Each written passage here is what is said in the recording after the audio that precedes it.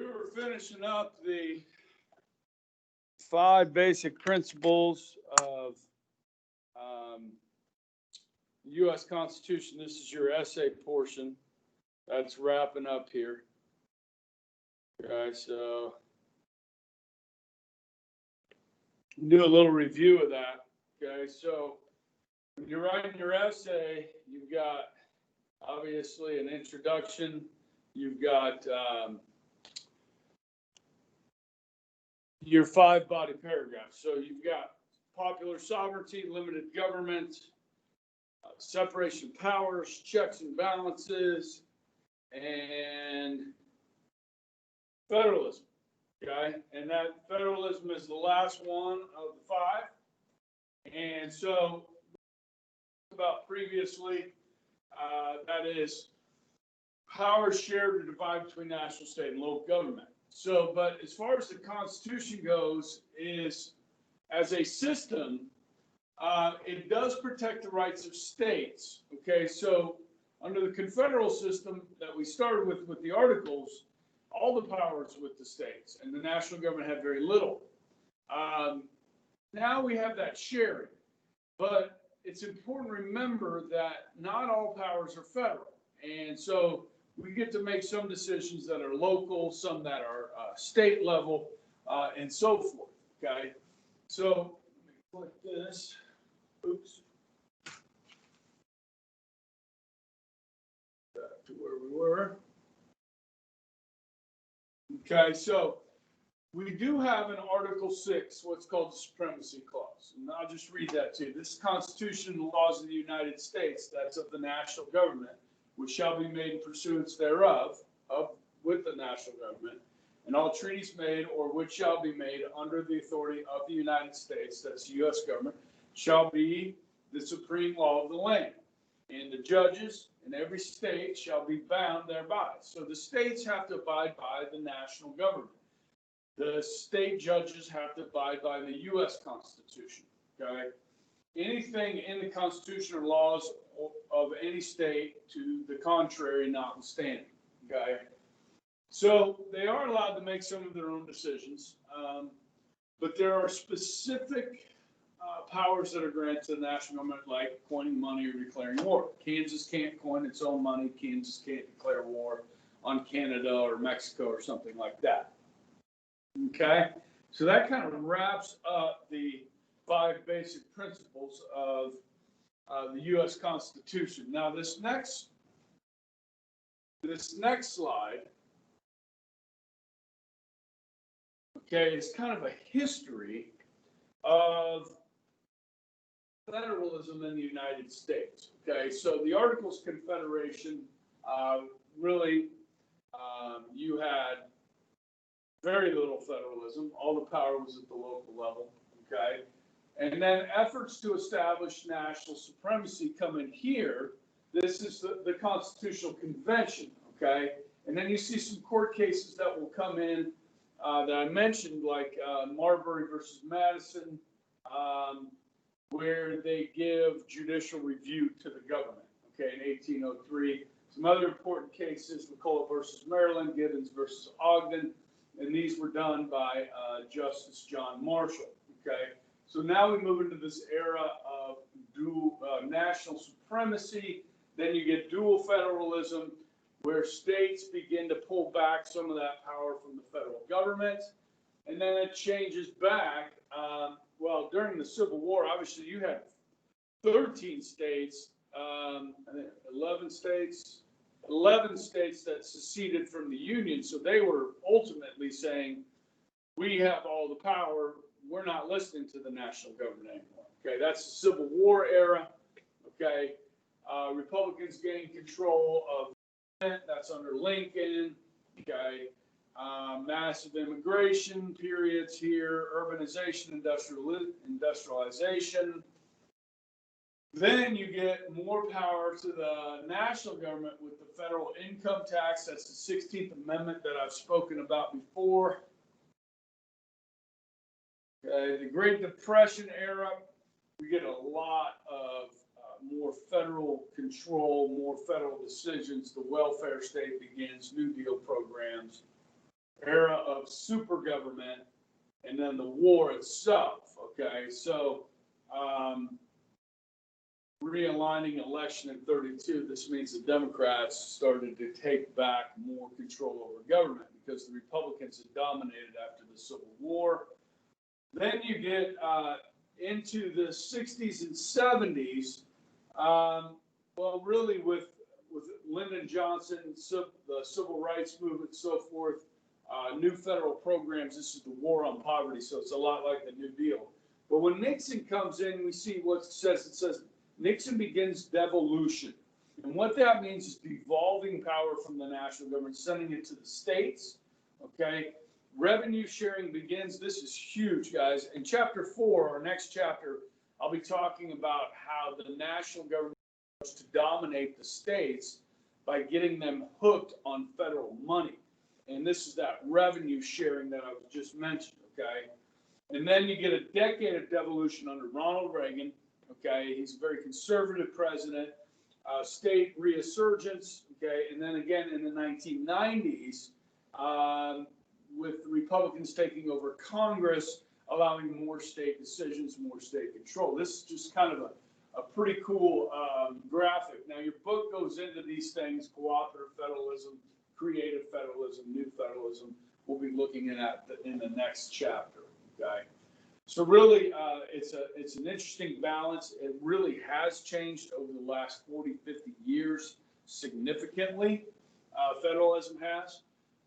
But as you should understand, at this point, it creates a national government that shares power with state and local governments, and a tug of war begins between those three different levels of government, between national, state, and local. Okay? So that's federalism in short. And like I said, we'll do a whole chapter on this in the next. Okay? All right, moving forward. We're talking about the amendment process. And guys, when you get back in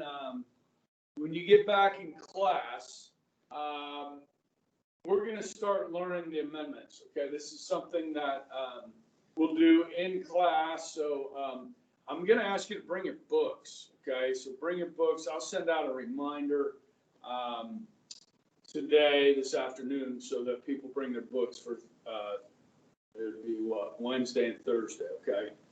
But we're going to talk about how you amend the Constitution. There's been obviously 27 amendments. The first 10 were the Bill of Rights. All right. So these procedures are found in Article 5 of the Constitution. There's two ways to propose. There's two ways to amend. I've kind of alluded to this a little bit when I talked about the 16th and 17th Amendments. And maybe trying to repeal those with the Convention of the States. Okay, remember when I talked about this? This is one way to propose amendments. Okay, so the one that's been used by all 27 amendments is this: by a vote in Congress by 2/3 in the House or 2/3 in the Senate. It takes both. Okay, so you're going to have something that really resonates with the American people. Both Democrats and Republicans agree on this. And that's hard to do. It's really hard to do. Okay, so I'll give you some examples here in a few minutes of amendments that have been proposed but not ratified, or proposed by members of Congress but didn't get 2/3 vote. Okay, so the other way is through the Convention of the States. Okay, so we go back to the Constitutional Convention, and where you send delegates from all the states to a central location, and they vote. 2/3 of the delegates there would vote to propose an amendment. Okay. Now you need 34 states, which is 2/3 of the states, to agree to send delegates. And at this point, they have 13. Okay, for a national state convention. All right. Once you get 34 states, the Congress will call them to gather and to propose these amendments. Okay, so that's pretty simple. Not real difficult. Now, this has never been used. except for obviously the Constitutional Convention itself. Okay, so ratifying amendments, there's two ways to do that.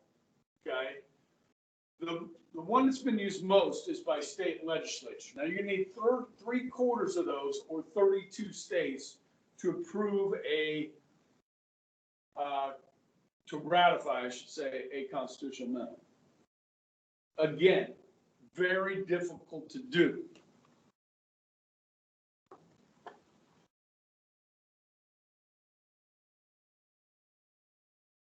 So I want to talk about this amendment for a minute. It's called the ERA. It's the Equal Rights Amendment. Okay. Well, when you say, well, don't we already have equal rights? And we do. Everybody has rights protected under the Bill of Rights. Okay. But when it comes to other things like the way we treat people, well, let me just go back to like Jim Crow. Okay, so when we had laws of segregation, in Plessy versus Ferguson, 1896.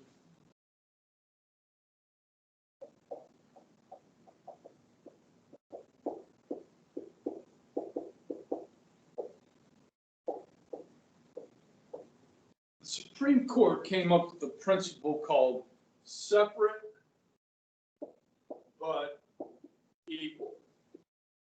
All right. So separate but equal means that you could have separate races, you could have separate drinking fountains, you could have separate restrooms, seating on buses or rail cars, movie theaters, restaurants, schools was a big one. Okay. So you could have separate facilities for different races of people and still have equality. Okay, now, when we think about that, if you have two drinking fountains and they both work, and white people use one, colored use the other, then, okay, they're both putting out the same water, it's equal, I guess, right? If the restroom facilities are the same, that's fine. But in reality, guys, when you start talking about things like schools, it wasn't equal. Okay, schools are funded by property taxes, and where you live determines how much revenue governments get from property taxes. And here we're talking about, like, if you live in the Goddard School District or the Mays School District, you might see a bigger single home, more houses, fewer apartments, whereas you get into the city of Wichita, you're going to see more smaller homes, older homes that are less valuable, and people can't afford generally to pay higher taxes in the city. So the suburbs tend to charge higher property taxes, which raises more revenue for the schools. And so a lot of times our inner city schools get left behind. And, you know, traditionally, I mean, it's been, you know, minorities tend to have lower income, and so, and congregate in the cities. And so you've got a situation where people that live on one side of the tracks or in the inner cities don't have schools that can provide enough textbooks, that can provide enough desks, that have enough money to pay qualified teachers and that sort of thing, to attract good teachers. And so what we had, it just wasn't equal, okay? Everybody knew it, all right? So it took a long time for people to, you know, stand up for this change, okay? And in 1954, we get Brown versus the Topeka, Kansas, okay? So this is a national U.S. Supreme Court case, but it is located, the case comes out of Kansas, okay? Board of Education, okay? And in this case, Brown versus Board of Education, they are going to reverse this decision, okay? They are going to say, look, separate is not equal, okay?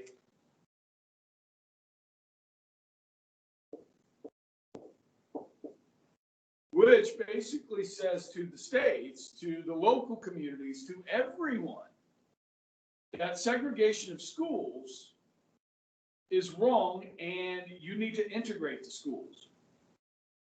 Now, if you're using neighborhood schools, that means you're going to have to bus kids, put them on a bus from the inner city and take them to the suburbs. And you're going to have to take suburban kids, okay, or one side of town kids and bus them to the other side of town, okay? So you're going to be busing minority students oftentimes and poor students to suburban schools and white students to poor schools, okay?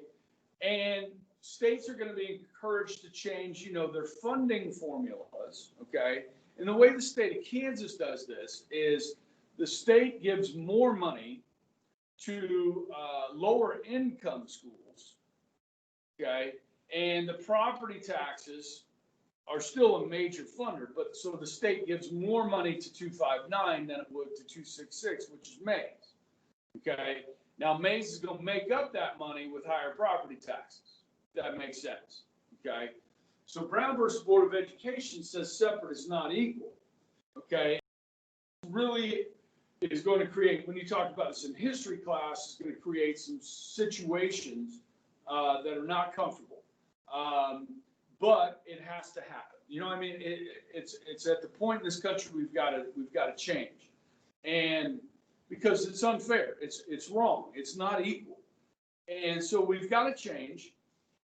And it will take time. And it will take a lot of brave people to stand up. So if you talk about like the Little Rock Nine, the students, the 9 students, African-American students that went to Little Rock Central High School, which was an all-white school. These students and their advisor are incredibly brave. I wouldn't put, I don't know if I would put myself in that situation. And I don't know, you can ask yourself, whether if you're a white student, if you would be willing to be bused to an all-black school, or if you're a black student, if you'd be willing to be bused to an all-white school. Well, the fact of the matter is the government didn't give you a choice. If your name got picked, you had to be bused, okay? And that means integration schools all across this country, all right? Now, I have some personal experience with this, a little bit, guys. Now, I went to high school in the 1980s. By then, integration had, basically fully happened. But I went to a school in a suburb of Indianapolis. And guys, this was a wealthy suburb called Carmel. It still is wealthy. I was there 2 summers ago, and I'm like, man, this town is nice. Okay. But big school, like 2,600 people. And guys, there was like 2 black people in the whole school. And very few minorities. We had, a few Asian kids, a few, like Native American kids. One of my friends was kind of a Native, he was like half Native American.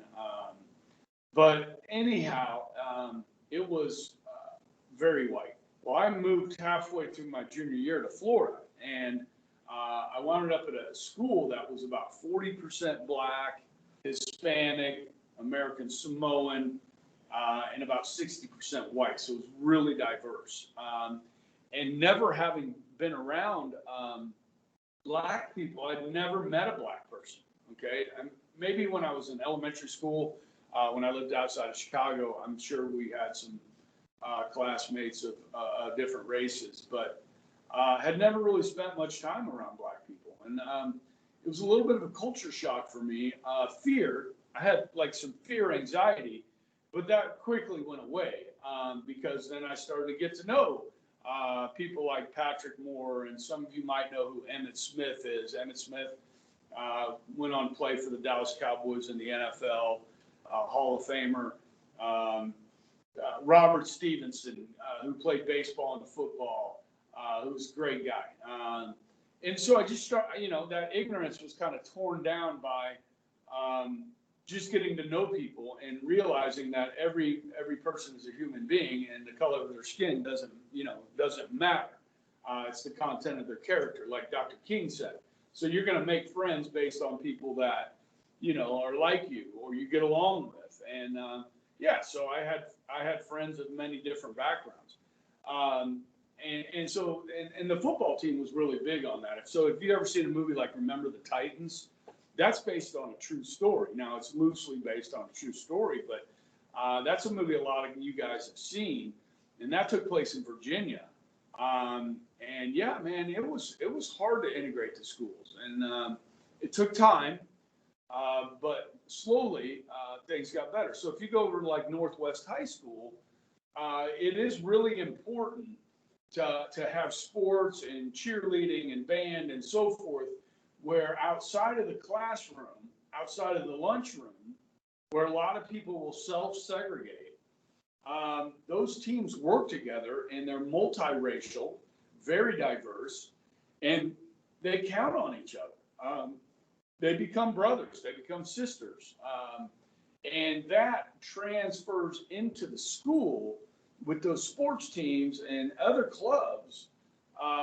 That is a harmonizing factor when it comes to race, okay? But the case here, Brown versus Board of Education, has a little bit of an unintended consequence for women and gender, okay? And this is where the Equal Rights Amendment comes in, okay? Equal rights. Okay, this was in the 1970s, all right? And this is really for women. And women, remember, don't get the right to vote until the 19th Amendment in 1920, okay? So what Brown versus Board of Education sets the precedent that separate cannot be equal. Well, guys, look around and see in our school where men and women or girls and boys are separated. The obvious answer is down the hall at the restroom. Okay, we have women's restrooms, we have men's restrooms, we have separate locker rooms. If you go to a college, generally you'll have dormitories that might be for boys and girls or men and women. Okay, so you do have separation in society of women and men. Okay, now I know you guys pay a little bit of attention to what's going on. To like unisex or doing away with these restrooms where anybody can use the restroom, okay?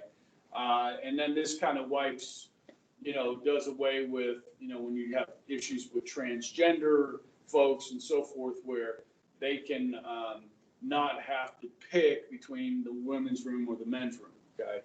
Now, a lot of people are really against this idea and a lot of people are for it.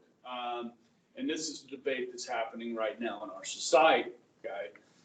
But the Equal Rights Amendment was proposed by 2/3 of Congress. So it was proposed, okay? Both houses of Congress said, okay, we want equal rights for women. Then you send it to the states, okay? Now you've got to get 38 states. Well, guys, 35 states ratified this, all right? And most of these amendments have what's called a sunset, which once it's ratified or once it's proposed, you have 7 years to ratify it, which, that should be enough time if there's enough support for it and so forth. Okay, so they had 7 years to get 38 states. They were 3 short. So they made an exception. They extended this for 5 more years, okay, to try and get 38 states. Well, as people began to dig into this a little bit more, they realized some of the consequences of passing this amendment. And some of those you would basically have to do away with separate restrooms, separate locker rooms, separate dressing rooms, separate dormitories, at the gym, at schools, in public buildings, everything would be unisex. So if you had a restroom, you would probably need to convert that to all stalls, where ladies, if you go into the men's room, they have the urinals, okay? If you went to all stalls, then, you know, people can close the door, okay? Now, when there's showers, you know, if you're in a locker room, showers, you might have to build stalls for that and so forth, but obviously you're gonna have people walking around in towels or maybe even naked, of the different sexes, okay? So people started looking at that. There's another thing that people looked at, and that was, there's one thing that every 18-year-old in our school has to do, that is a male, that the women don't have to do. And that is sign up for the selective service, or otherwise the draft, the military draft, okay? Now, we haven't had the military draft since the Vietnam War, but there could be a scenario where one day we may need the draft. And if we did the Equal Rights Amendment, you would not be allowed to to not include women in the draft, okay? And that extends to things like women in combat.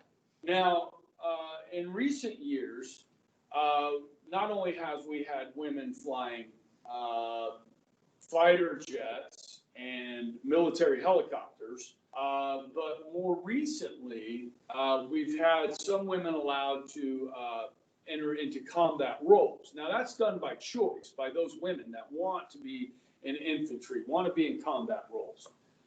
That's not something that is mandated by the military. We have allowed women now to enter into SEAL team training, into Rangers training, into the Citadel, into West Point, so that they can become officers, generals, admirals, and so forth. So women have come a long way as far as the military goes, as far as what they're allowed to do. We've, made some changes there. Are we ready to make this jump to where there would be no separation of the genders? That's a good question. This has been brought up again as an idea, and that is something that would require a national debate. Let's talk about it. How is this going to affect society? Does this upset the traditions of male and female that we've had for maybe a couple millennia? All right. So when they added the 5 years, actually 5 states rescinded the ratification, and it fell to 30. Okay, so the Equal Rights Amendment never became an amendment.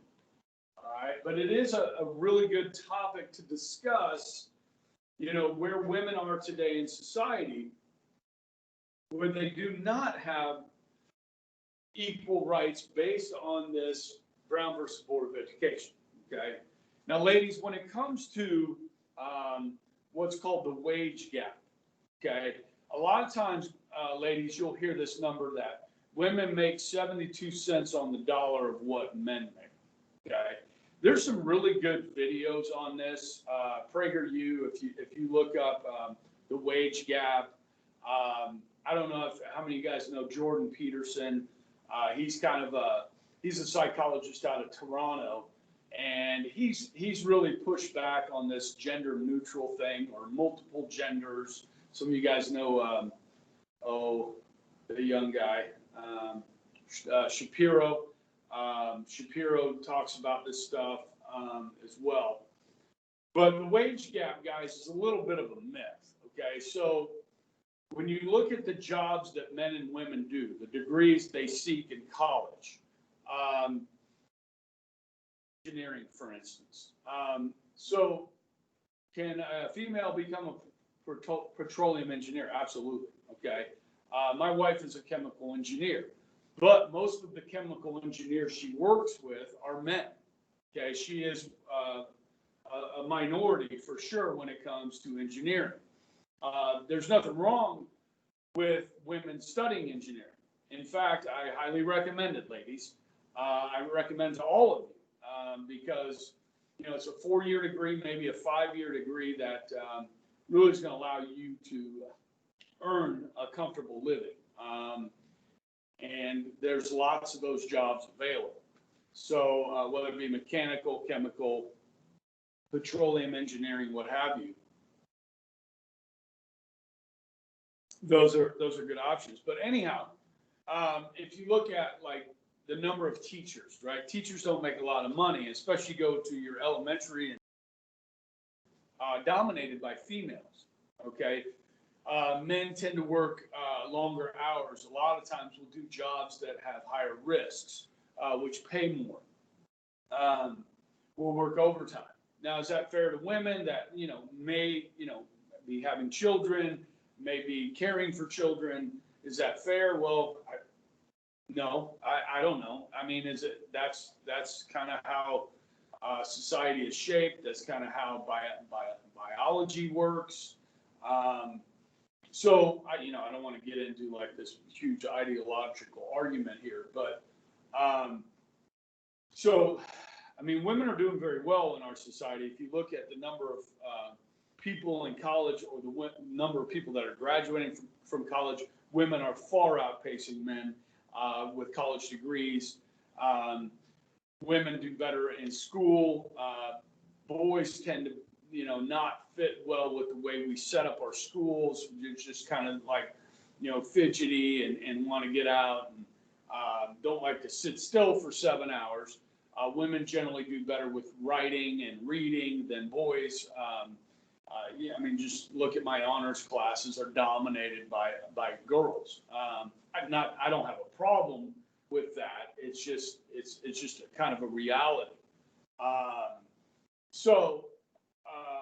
I think the situation for women is, I mean, if you pick, anywhere in the world where women would want to live, this is a pretty good place for women, certainly better than some of, you go to Middle East, even if you go to China, there's long-standing traditions that have not been overcome by women in those countries.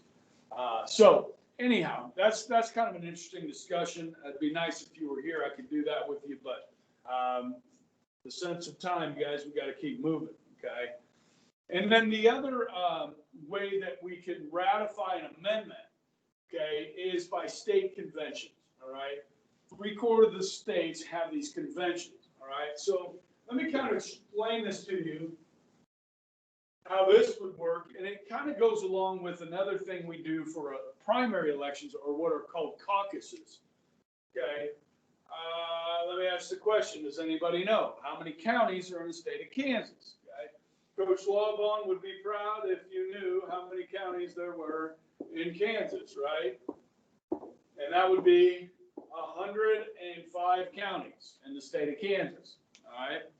So in the case of a special state convention, each county would have a meeting, okay? And people would come together here and here and here and here and here, all these counties. And they would vote on whatever the amendment was. And then whichever county, there's 105, okay? If you get 53 of those, okay, a majority of those counties agree that they want to, in this case, repeal prohibition, the 21st Amendment, then Kansas votes to repeal. And if you get 38 states that have these special conventions, then you have now repealed the 18th Amendment, and we can drink again. Okay, we can produce alcohol, we can transport it, we can consume it. Okay, and so that's how they did this. I can imagine that this was probably a very spirited time where people were probably indulging at these state conventions of the juice that was illegal at the time. Okay, so that's how you propose and ratify an amendment, folks, okay? And this is pretty funny picture I have here. People marching, protesting for beer. And these are some women back in the late 70s. This is actually says 81. So when they extended the time 5 years, it rolled over into the 80s. This was an era of feminism, okay? Feminism where you had, women were burning bras, saying that bras are, like a system of oppression created by men, this sort of thing. So feminism definitely had its day in the 1970s and early 80s, okay? But that amendment was never ratified, okay? So we'll see if that comes up again, guys, and you'll know a little bit about it and the consequences of it and why we are where we are, okay? This is just another graphic showing the same thing, guys, proposed by Congress or by a convention, okay? Ratified by state legislatures or by state conventions, okay? You can cross over. So you can do this and that, or you can start with this and do that. You can cross over. Okay. Let me do this slide, and then I'll probably stop. And then when you guys come in tomorrow with your books, we're gonna go through and start learning the amendments. Okay. And if you're at home tomorrow, you're definitely going to want to watch this and partake in what the rest of the class is doing, because I'm going to assign you guys some work as well, okay, if you're at home that day.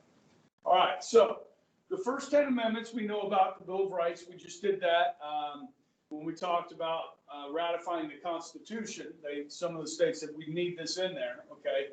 So these were ratified only 2 years after the Constitution went into effect. So the Constitution went into effect in 1789, 91, the Bill of Rights were done. Okay. The first 10 or the first 8 really deal with those accused of crimes, but also in the first one, obviously, you got speech and religion, assembly, that sort of thing. But really looking at the rights of individuals. And then 9 and 10 kind of focus on power of the states and the people. Okay. And kind of cover some things that they didn't list. That's just because we didn't list everything, doesn't mean you don't have the right to do it, okay? And then, is that it on that slide? That's it on that slide. Okay, then we move forward, and you kind of get like groups of amendments, all right, during, really surrounded by wars. When there's wars, we see in American history, right after those wars, we tend to see some changes, okay? So great periods of social change after Civil War. We get 13, 14, 15 right off the bat, okay? Abolishing slavery, making African Americans former slaves, citizens, and then voting rights for those men. The 17th Amendment, 16th Amendment expands democracy. 19th Amendment expands democracy. Women's right to vote. Okay.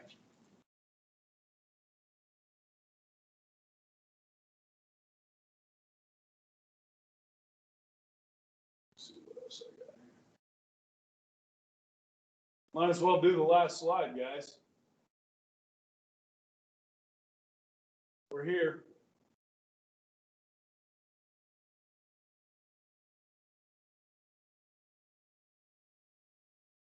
Okay, again, early 1900s, you got the 16th to 17th, the 18th prohibition. Guys, this is government gaining more power, yes, taxing your income and then not allowing you to drink, okay, even though most people thought it was okay in moderation.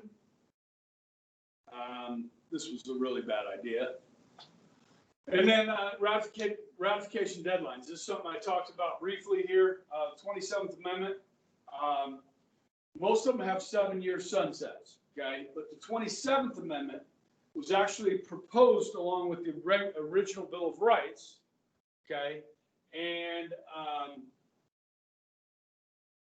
it was not ratified until 1992, okay? So I'll tell that story a little bit later, okay? But most have a sunset of 7 years. And that's it. Okay, so tomorrow, if you are green, bring your book and bring some paper and pencil. Okay, and then Friday, gold people, same thing. Well, afternoon, you're gold, right? So everybody, bring your book, your next session. And hope you have a good day. It was a little treacherous on the roads this morning. Took me a while to get across town, but I hope everybody's good, getting rested up, getting caught up, and all that. I got all your tests graded, by the way. Those are in. And don't forget, you got homework due tonight. All right. Some of you need it, especially after that test. Okay. And I really encourage you to prep for this test because, you got the essay. We're going to have the amendments. We'll take a few days on the amendments and review. And yeah, you're probably looking at maybe a test next week, at the end of next week. That's possible. Okay. See you guys.